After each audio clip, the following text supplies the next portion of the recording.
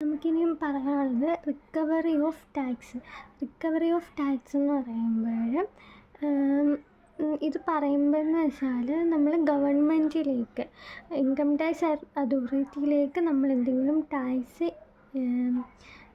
നമ്മൾ കൊടുക്കാനുണ്ടെങ്കിൽ ആ പൈസ നമ്മൾ കൊടുക്കാതെ ഇരിക്കുകയോ, ദാറ്റ് മീൻസ് നമ്മൾ എന്തെങ്കിലും വീഴ്ച വരുത്തുകയാണ്, അതായത് നമുക്കെന്തെങ്കിലും അരിയേഴ്സ് ഉണ്ടെങ്കിൽ ആ അരിയേഴ്സിൻ്റെ തുക ഈ പറയുന്ന അതോറിറ്റി നമ്മുടെ കയ്യിൽ നിന്ന് വാങ്ങുന്ന ആ ഒരു പ്രോസസ്സിനെ പറയുന്ന പേരാണ് റിക്കവറി ഓഫ് ടാക്സ്.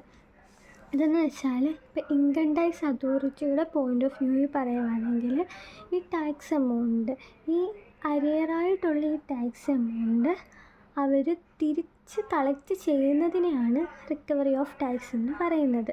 സപ്പോസ് നമ്മളത് കൊടുത്തില്ലെങ്കിൽ നമ്മുടെ മൂവബിളായിട്ടുള്ള പ്രോപ്പർട്ടി അല്ലെങ്കിൽ ഇമ്മൂവബിളായിട്ടുള്ള പ്രോപ്പർട്ടി ഏതാണോ ആ വ്യക്തിക്കുള്ളതെന്ന് അവർ കണ്ടെത്തിയിട്ട് അവരത് കൈക്കലാക്കും. അപ്പം നമ്മൾ എപ്പോഴാണോ പൈസ കൊടുത്ത ശേഷം മാത്രമേ നമ്മുടെ ആ അസറ്റ് അല്ലെങ്കിൽ പ്രോപ്പർട്ടി ഇൻകം ടാക്സ് നമുക്ക് തിരിച്ച് തരത്തുള്ളൂ, അവർ റിയലൈസ് ചെയ്യത്തുള്ളൂ.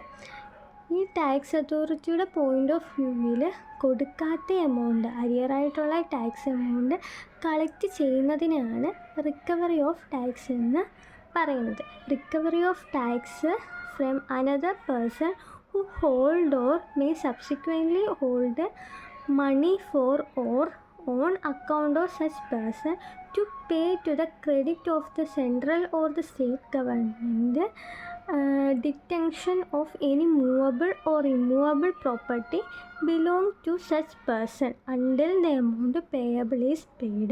From tax authority point of view, it may means the collection of tax which is in the arrears. ഇതാണ് റിക്കവറി ഓഫ് ടാക്സ് കൊണ്ട് ഉദ്ദേശിക്കുന്നത്. ഇനി ഈ റിക്കവറി ഓഫ് ടാക്സിന് mode of recovery of tax എന്ന് പറഞ്ഞിട്ട് കുറച്ച് പോയിൻറ്റ്സ് കാര്യങ്ങളൊക്കെ ഉണ്ട്. നമുക്കത് അടുത്ത വീഡിയോയിൽ ഡിസ്കസ് ചെയ്യാം.